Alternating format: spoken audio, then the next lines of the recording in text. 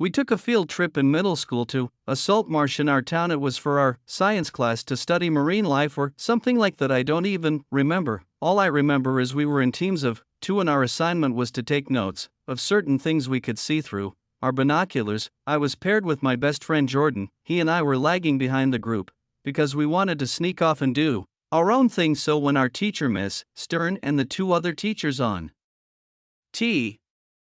the trip with us were far enough away, we turned around on the path and went a different way. The whole salt marsh was just a large maze of wooden walkways built over the swampy waters. The trip was so mind-numbingly boring to us at our young age that we couldn't stand the assignment anymore. We went off to explore down the alternate walkway that we weren't supposed to go down. It had a big sign posted up saying something like, "Don't go down this way unless you work for the town." So guess what we did. Of course we went down this way. There was a lot of super tall grass everywhere, so we were well hidden from the teachers or the rest of the students. We walked for a while till we passed this little shed-sized building that said "Do not enter" on the door. We tried the door handle, but it was locked, so we proceeded onward. The more we walked and the more turns we made, the more we realized this place was absolutely ginormous and a literal maze. There came a time where we agreed it was time to head back to the group because we weren't having much more fun ourselves than we would be with the G group. Plus it was getting late and we'd been gone for a while and we didn't want to get caught, so we started going back in what we thought was the right direction. But after apparently wrong turn after wrong turn, we admitted to each other that we were lost. Any sense of direction now was completely gone, and the sun was clearly starting to go down. Panic didn't set in just yet, but we were definitely worried. Time dragged on and we couldn't find the damn path back to where we came from. We tried finding that little building that we had just passed as a sign that we were going the right direction, but we couldn't. The tall swampy marsh grass was taller than us and blocked sight of everything. The sun was now setting and there was no way our class and teachers were still here. This was before cell phones were a big thing, let alone among middle schoolers. We had no way of calling for help, but we refrained from screaming until the sun was practically all the way down and panic now started to set in. Suddenly it seemed we weren't alone. Jordan and I started to hear the splashing of water nearby, exactly the sound of someone walking through the probably knee-high water. We started to walk faster down the wooden pathway, and when we stopped again to listen, the splashing was still there, getting louder and closer. We didn't have flashlights, only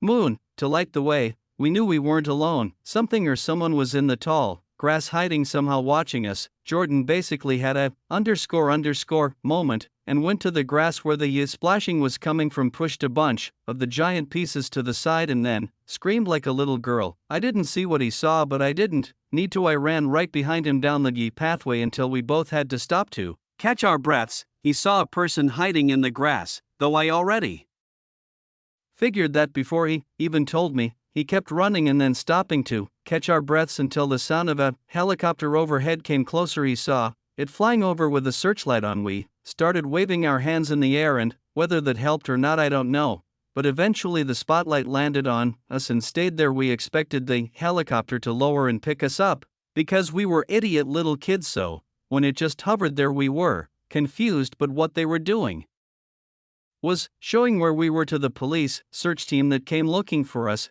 After our parents reported to the school that we never came home, we were eventually found by a bunch of police officers and led back to safety. We told them there was someone hiding in the marsh stalking us. Of course, apparently Miss Stern either miscounted on the bus back to school or she simply didn't do a head count at all and the buses left without us. Either way, she messed up big time, and I'm surprised she wasn't fired. This was easily hands down the scariest night of my life, and it happened when I was so young too. Music. In senior year of high school, we took an end-of-year field trip to Boston for our U.S. history class. Part of our assignment was following the Freedom Trail and viewing historical sites like the Bunker Hill Monument. There were of course some teachers and volunteer chaperones on the trip, but between me and my 2 friends Sean and Matt, we were all 18, so we easily convinced one of the more chill teachers to just let us go off and do our own thing. So we strayed off into the city and just messed around having fun, checking out the place. We checked out Boston Harbor where we got food at some waterfront restaurant.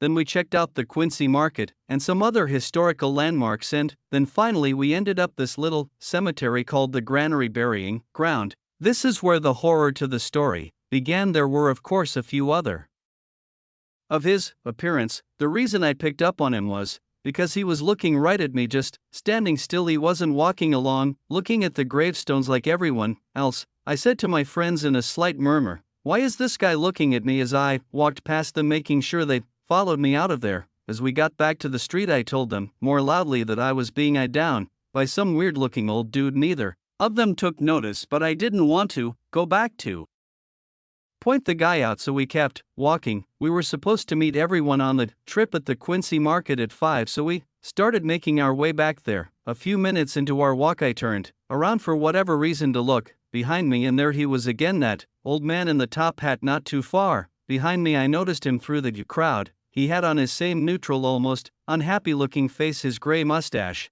covering most of his lips, and yes, it seemed like he was looking at me.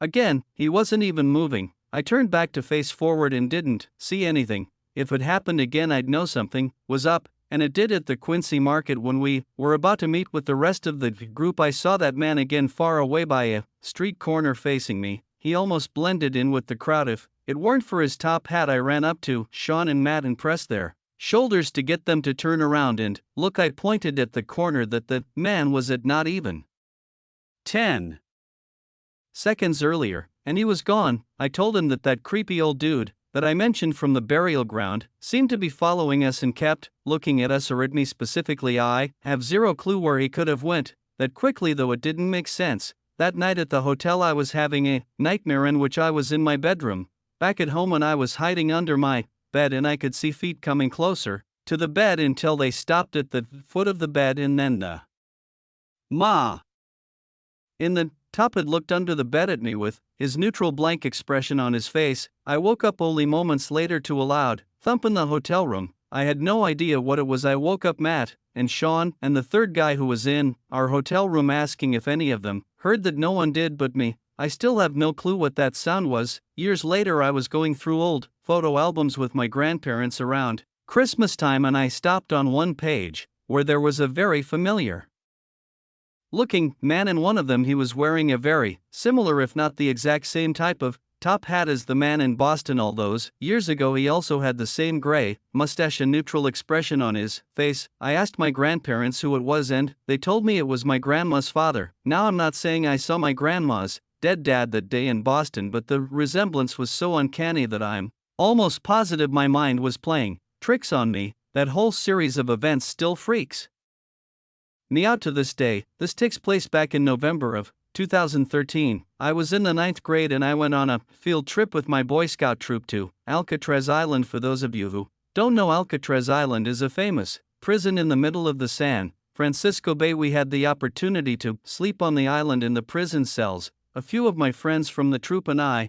had elected to go seeing, as this was a once-in-a-lifetime opportunity. We arrived on a ferry around 2 p.m. or so. Our tour guide was telling us about the history of the island and how there were a couple of men who once managed to escape and tried to swim away, but they were never found. The common belief is that they drowned, which is very likely, because not only is it a far swim, but San Francisco is very windy and the water from the bay is super cold, so hypothermia is also a likely cause of death. As the tour went along, my friends and I were joking around about how this place was haunted. To make things even more thrilling, our tour guide decided to wait until midnight to take us to the execution area in the hospital. My friends Ash, Steve, and I kept trying to scare each other every opportunity we got, like I hid behind one of the dark corners and popped out when Steve was approaching. Eventually, we made our way to the execution room. Ash and I immediately picked up on how bad it smelled, but nobody else could smell anything, and the guide had said that the execution room hadn't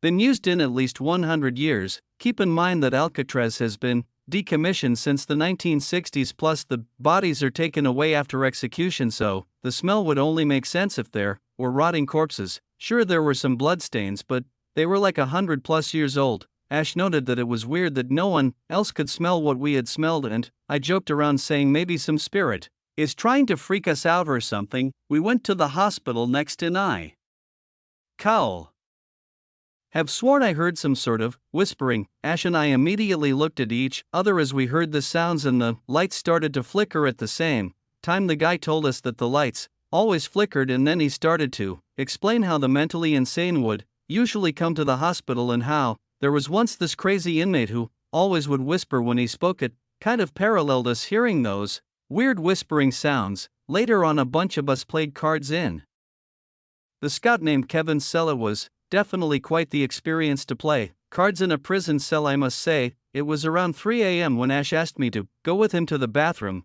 I agreed, so we made our way over there. I had finished before him, so I waited outside while Ash was finishing up. I had been waiting for him for a while, pacing back and forth, so I decided to go back into the bathroom and check on him. I could hear the sink running, accompanied by the paper towel dispenser. Ash.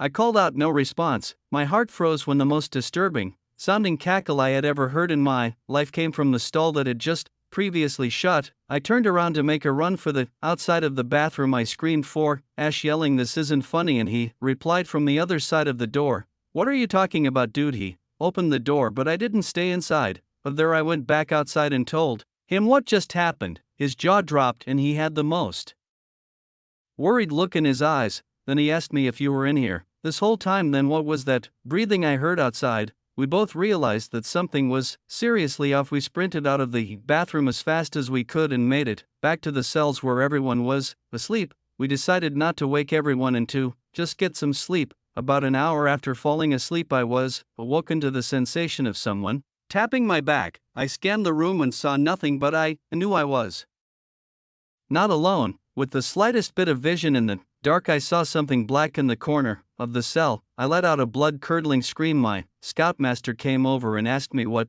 the problem was. I didn't even know what to say. Needless to say, Alcatraz has a long history, and what my friend and I had experienced was nothing short of paranormals.